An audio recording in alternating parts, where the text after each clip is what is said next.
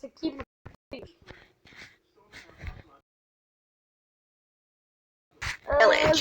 Next to the village was a lot of mountains surrounding the perimeter, and there were probably only 20 houses in the village. Next to the cottage was a small lake that was big enough to kayak in, and to the right of the little lake was a small shed. The shed was very old, and its ceiling had been poorly repaired. There was ivy growing all over it. Although this may not seem scary, the door was wide open and the place we were staying at was all fenced off with a really high fence. This probably meant that no one would be able to come into our property. Later that same day, my brother and I decided to check it out since we had nothing else to do other than swim in the lake before dinner. Bear in mind, this happened in the winter, meaning it would get dark much earlier than in the summer. We walked up towards the shed, and as we walked towards it, we realized that a source of light was shining through the ceiling. It didn't seem like it was a normal ceiling light, but was almost like a torch. We saw the light slowly move around in between the cracks of the shed. Then, in one sudden motion, the light randomly pointed at us.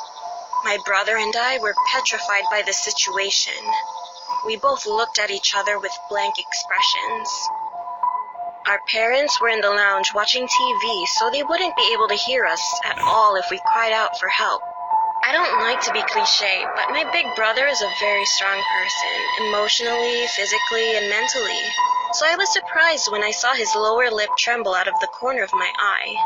I thought he was going to protect me by telling me what to do, but instead he just stood there, frozen, like me, with a petrified face as the bright light blinded us through the gaps between the walls of the shed for what felt like an eternity. Suddenly, the light switched off. A small sense of relief hit me as the light turned off, but I was still scared for my life.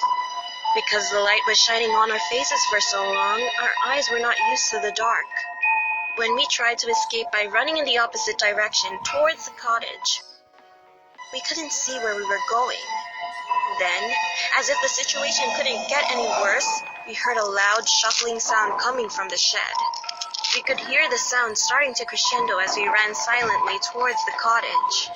The sound was getting louder and louder. Soon after, I could just make out a hollow voice coming from behind us.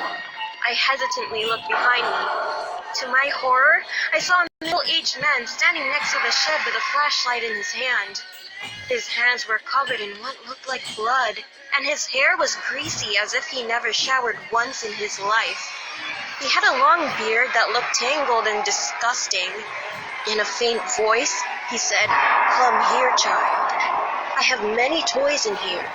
Do you want to play some games with me?" He said this with a creepy smile and eyes wide open without blinking. He looked as if he was talking to me.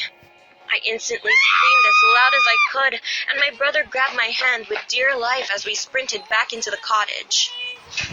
We told our parents what happened, and I hugged my brother and sister with tearful eyes. They didn't believe us at first because they were so shocked by the situation and so confused. But when they saw the monstrous man's face pressed up against the window with a bloody butcher's knife in his hand, they screamed in horror and immediately called the police. The police, since it was a small town, but as the sirens came, we saw the man run back to his shed, and unfortunately, they never caught him. They asked us what he looked like and what he said to us. The police told us that a girl that looked similar to me and was roughly the same age as me was murdered last month because of that man we saw from the shed. I can't imagine what would have happened if we stayed in a busy town that weekend, or if the police didn't make it in time. I am now scared to go near sheds after that, and I will never be the same.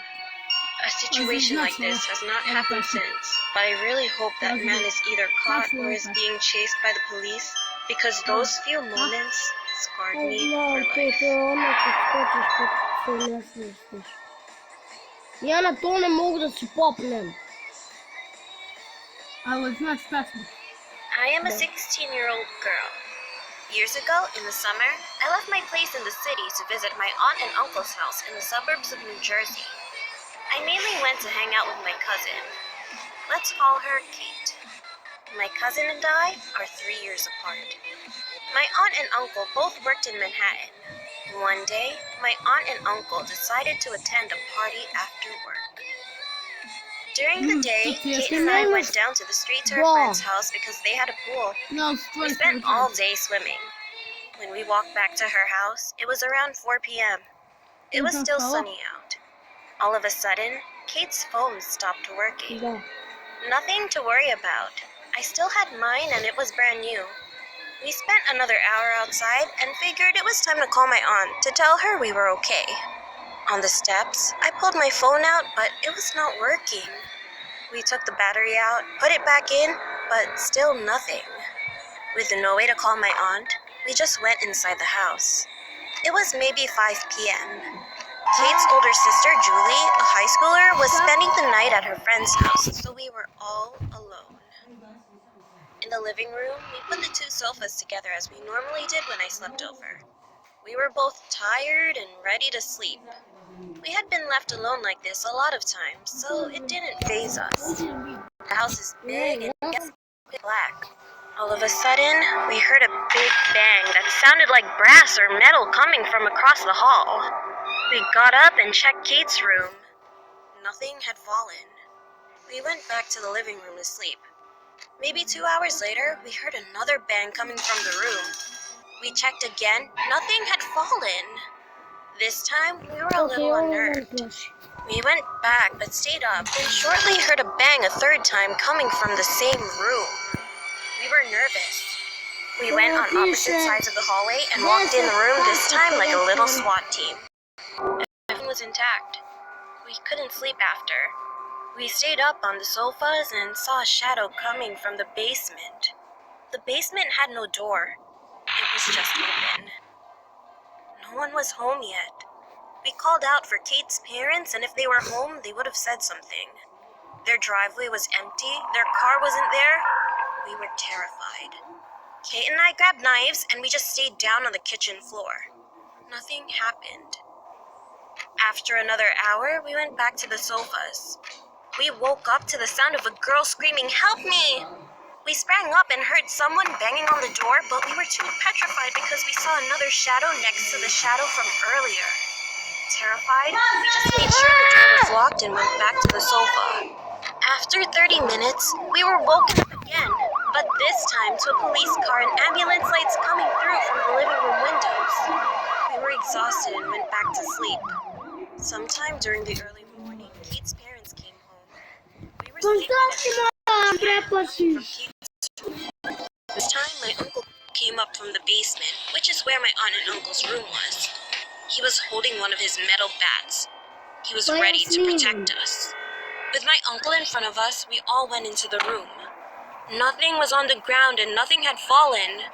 We knew we weren't crazy because even Kate's parents heard it. We never could explain what happened that night.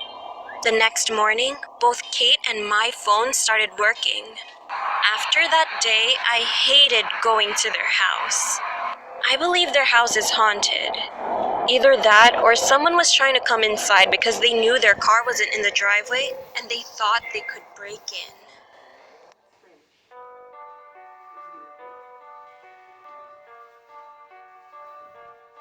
My name is Jasmine.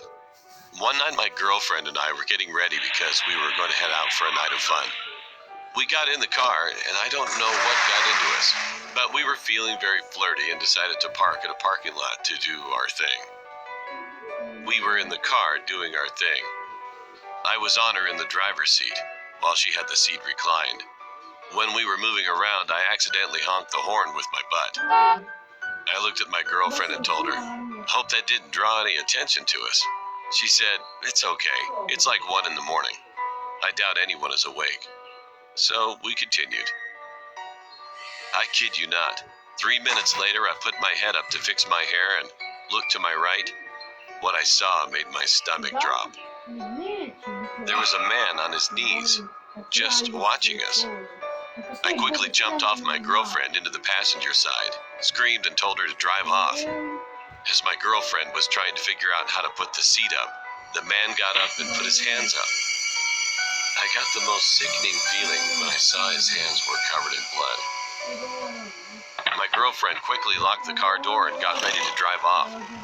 Then the man told us, "Don't panic."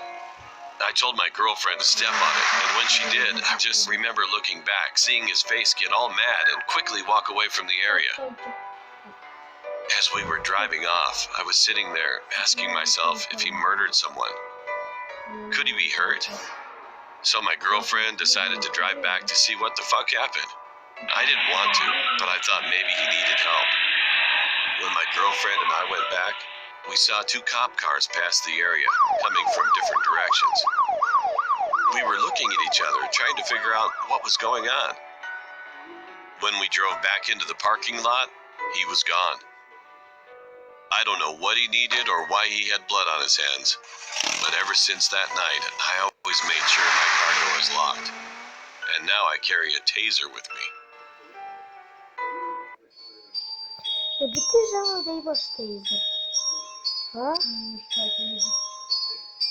Потрібно напевне, дома само. Что бы это радио, когда могу должен свой баню, что Я бежала. надо пока. Знаешь, за тейзером можешь... Да. Можешь положить видео, за что ты прямо забыл. Не справилась ленту.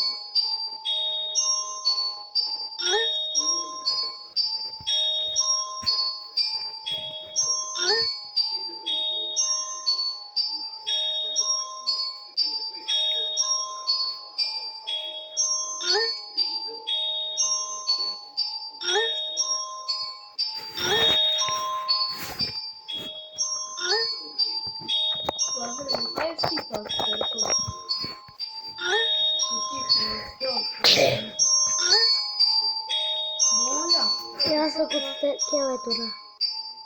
Чуть ватенькую. Окей, он. Я положу такой.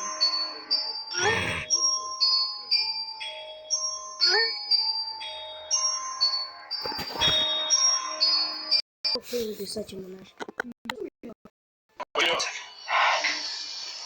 Did you even shuffle these? Yeah, yesterday.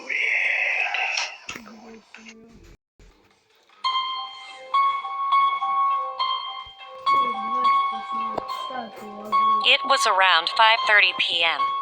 I was walking in the street to my dormitory since my home is far away from my school. There were only 3 to 5 people passing by that street at that time. While walking, I was texting my boyfriend, asking him if I could come over that night, since I have a project to make and my laptop's being an ass. It won't turn on, so I was hoping I could borrow his laptop. And then... Into a balloon, so let's go. First up, I'm adding some sauce. And for my sauce,